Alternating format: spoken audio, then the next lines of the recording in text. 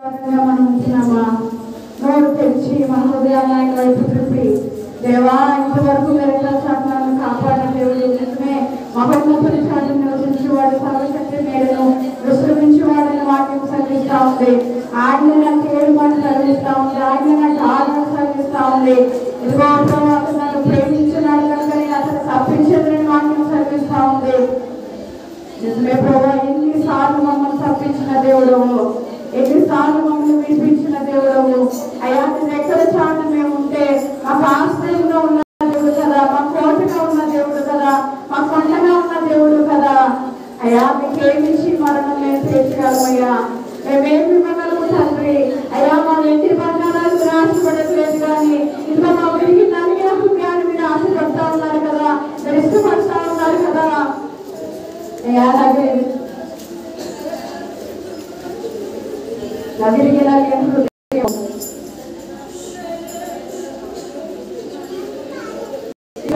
ఉంటా ఉందా అయ్యా. నీకు మాదిరికరమైన జీవితం నాలో కనబడతా ఉందా? నీకు దుఃఖకరంగా నేను బాధ పెట్టేదాన్ని కానీ కన్నీరు తెప్పించేదానిగా ఇంత నుండి గాయాలు లేపడానిగా నేను ఉంటున్నానయ్యా.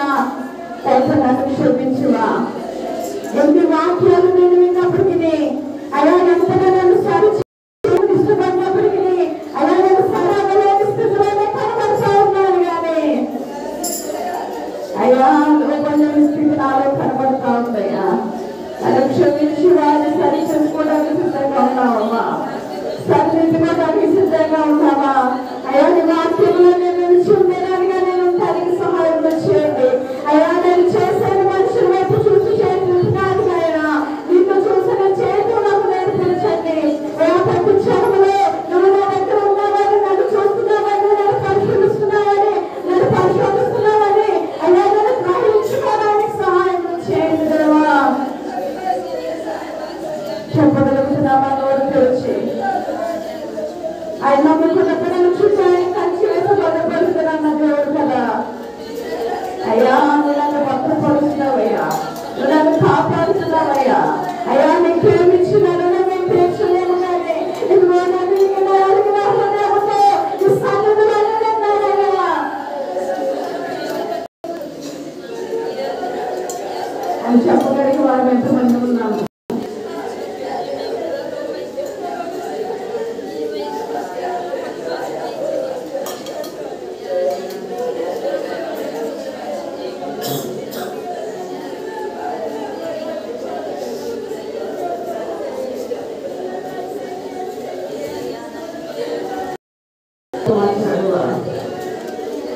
నన్ను దర్శించువా ప్రభా.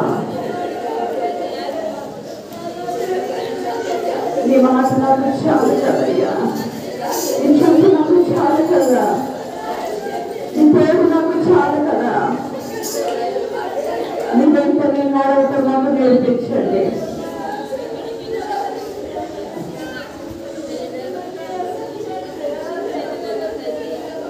నీవు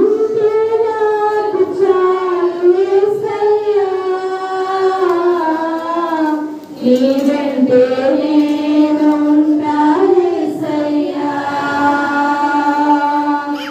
నీవుంటే నాకు చాలు యేసయ్యా, నీవంటే నేను ఉంటానేసయ్యా. నీ మాట చాలయ్యా, నీ చూపు చాలయ్యా, నీ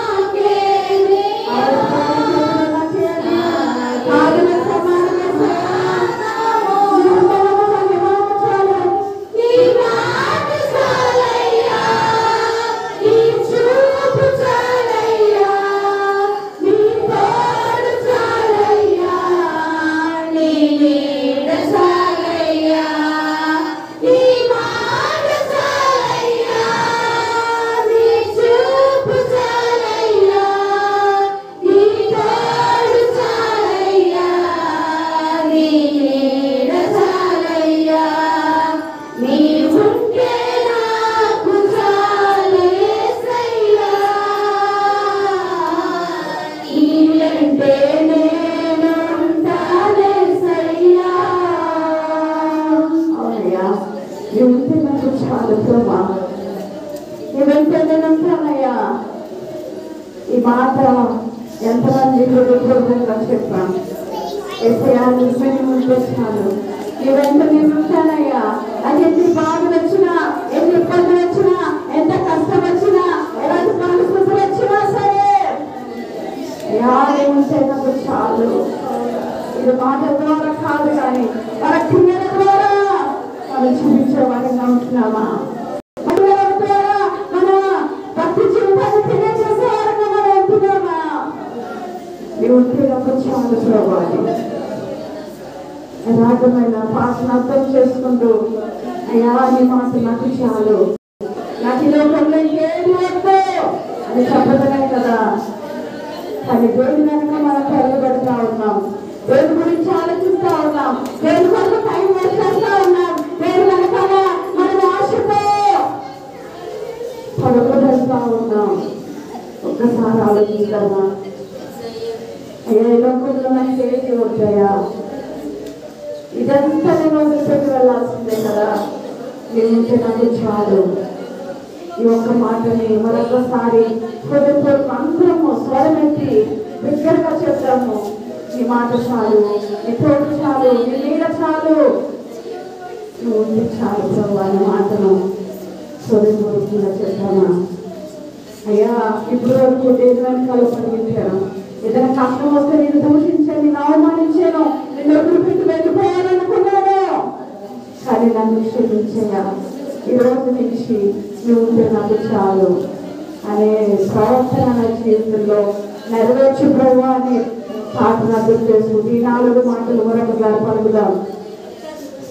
నీ మాట చాలయ్యా, నీ చూపు చాలయ్యా, నీ తోడు చాలయ్యా, నీ నీడ చాలయ్యా. అందరూ ఒకసారి అర్థం చేసుకుంటూ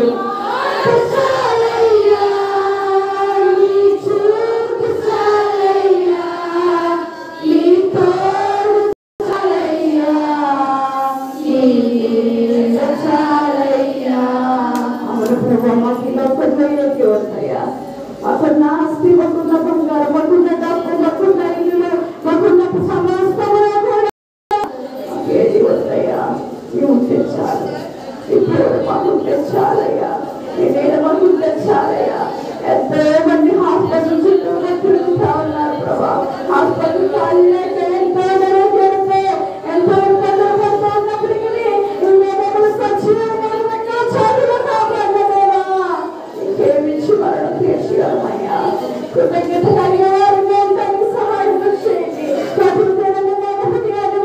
పరిశ్రమ చేసుకుంటూ పరీక్షించుకుంటూ మీకు ఇష్టమైన జీవితాన్ని కలిగి జీవించే దయచేయమని ఈ వాక్యం ద్వారా మాత్రం మీరు మాట్లాడుకుంటూ చెప్పమని యేసు నామములో వేడుకుంటున్నాను పరమ తండ్రి. ఆమేన్. అందరూ కూర్చున్నాము.